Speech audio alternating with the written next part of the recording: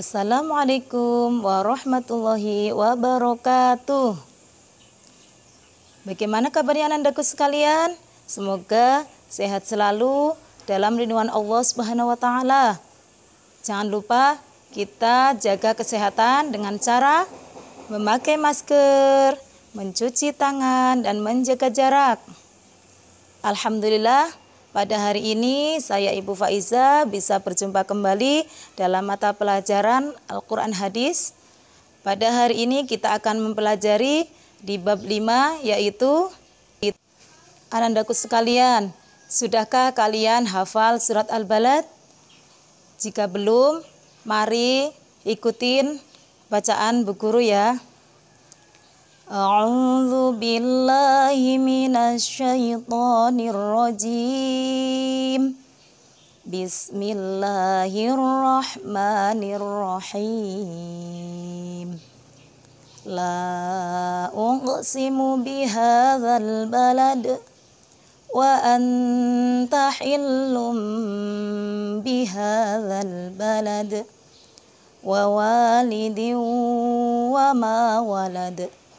Laqad khalaqnal insana fi kabad ayahsabu an lan yaqdiru alaihi ahad yaqulu ahlaktu malan lubada ayahsabu an lam yarahu ahad alam naj'al lahu 'ainain walisanan wa syafatayn wa hadainahun najdain.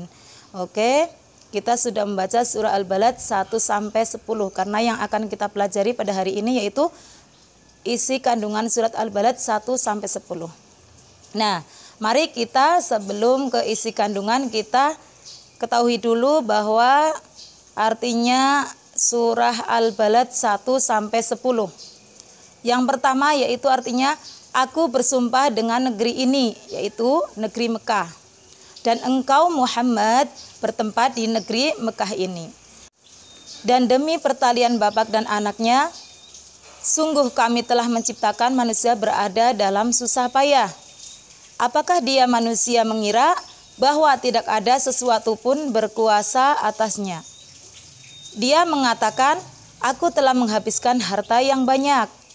Apakah dia mengira bahwa tidak ada sesuatu pun yang melihatnya? Bukankah kami telah menjadikan untuknya sepasang mata dan lidah dan sepasang bibir? Dan kami telah menunjukkan kepadanya dua jalan, yaitu jalan kebaikan dan kejahatan. Oke, kita sudah membaca surah Al-Balad dan artinya. Mari kita mengetahui isi kandungan surat Al-Balad. Silahkan disimak baik-baik ya anandaku sekalian. Marilah kita mengetahui isi kandungan Quran surat Al-Balad. Peringatan Allah Subhanahu wa taala.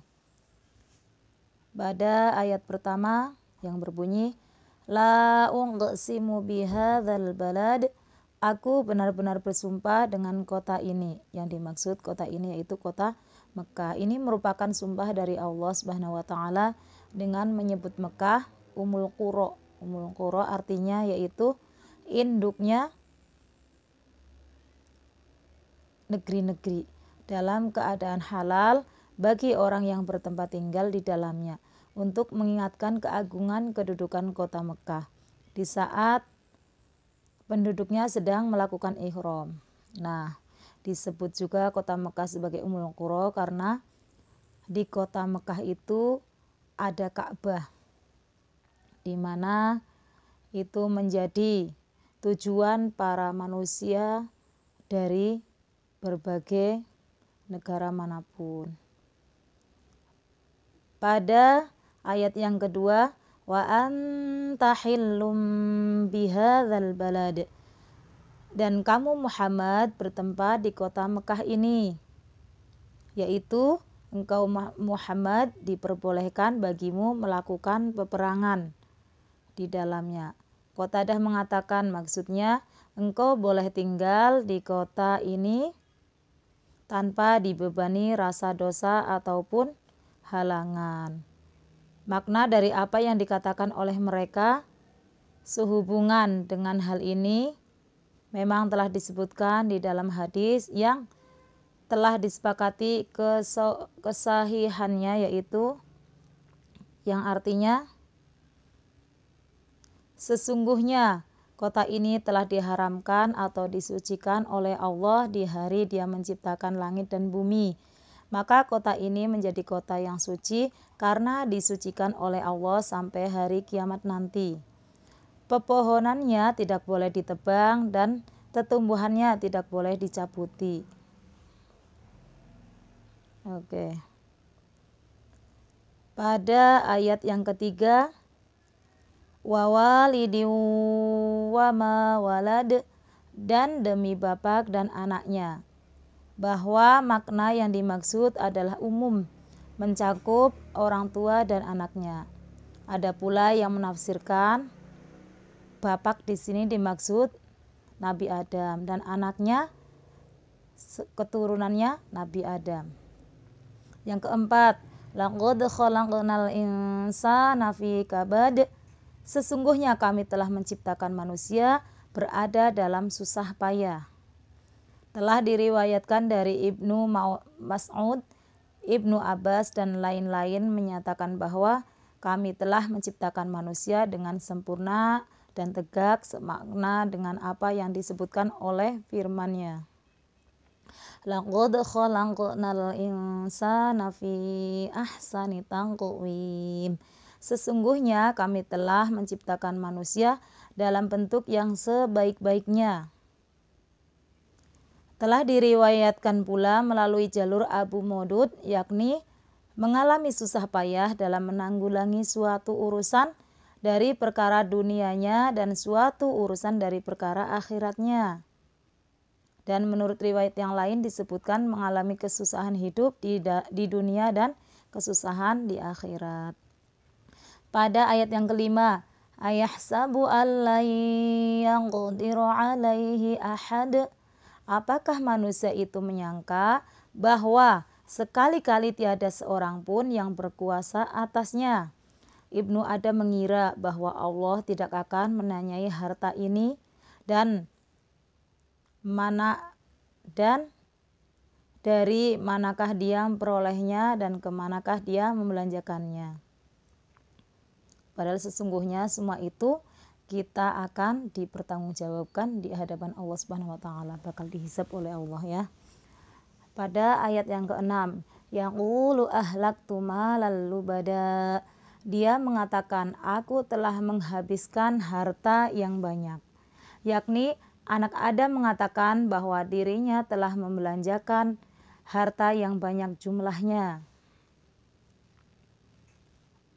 Pada ayat yang ketujuh, ayahsabu allam yarahu ahad, apakah dia menyangka bahwa tiada seorang pun yang melihatnya.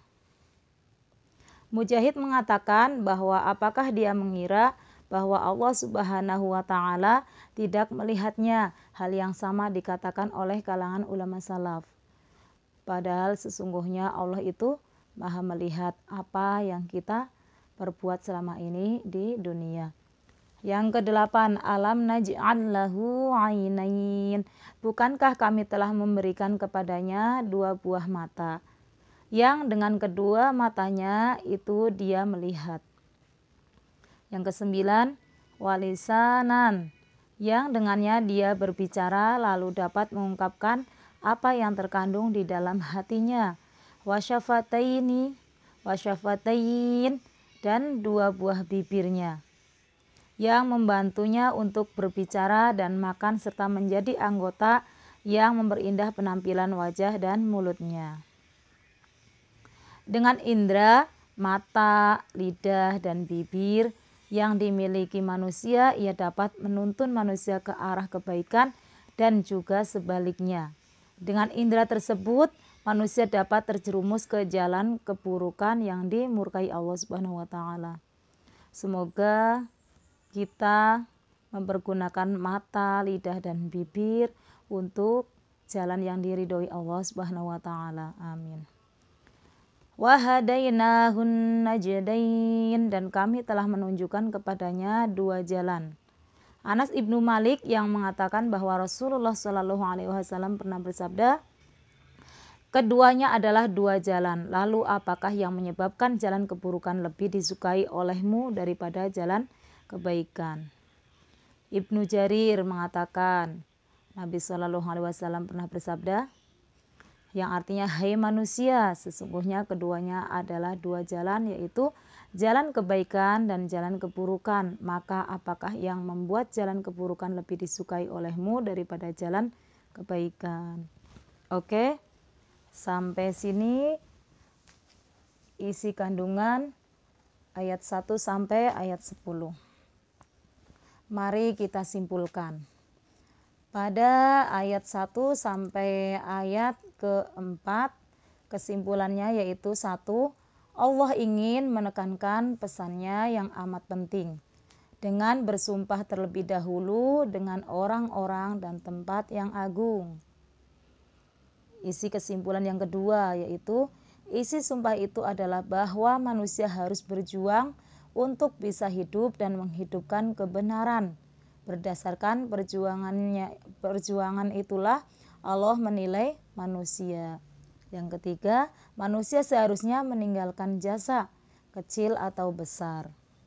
Nah, sekarang kesimpulan dari ayat yang ke-5 sampai ke-10, yaitu 1. Manusia tidak boleh sombong dan merasa lebih hebat dari orang lain, karena pasti ada yang lebih hebat darinya. Yang terhebat itu hanyalah Allah. Kesimpulan yang kedua yaitu manusia tidak boleh ria dalam berkorban, karena penghasilan yang didapatkan untuk bisa berkorban itu diperolehnya melalui kemampuan yang diberikan Allah. Manusia perlu mensyukuri nikmat Allah yang tiada tara kepadanya, yaitu mata, lidah, dan nafsu, dengan menggunakannya untuk hal-hal yang diridhoinya. Oke, marilah kita manfaatkan apa saja pemberian Allah Subhanahu wa taala pada jalan kebaikan. Oke, sekian pembelajaran pada hari ini. Tugas Ananda yaitu untuk menghafalkan surat Al-Balad ayat 1 sampai 10. Jika ada yang sudah hafal ayat 1 sampai 20, alhamdulillah, dikasih nilai plus sama ibu ya. Silahkan dihafalkan dan di video, terus dikirimkan ke ibu guru. Ibu guru tunggu ya. Oke, demikianlah materi pada hari ini yang bisa ibu sampaikan. Sebelum ibu akhiri, marilah kita membaca doa kafaratul majelis terlebih dahulu. Bismillahirrahmanirrahim. Subhanakallahumma wa bihamdik, asyhadu an la ilaha illa anta, astaghfiruka wa atubu ilaik. Amin ya rabbal alamin. Ibu akhiri, wassalamualaikum warahmatullahi wabarakatuh.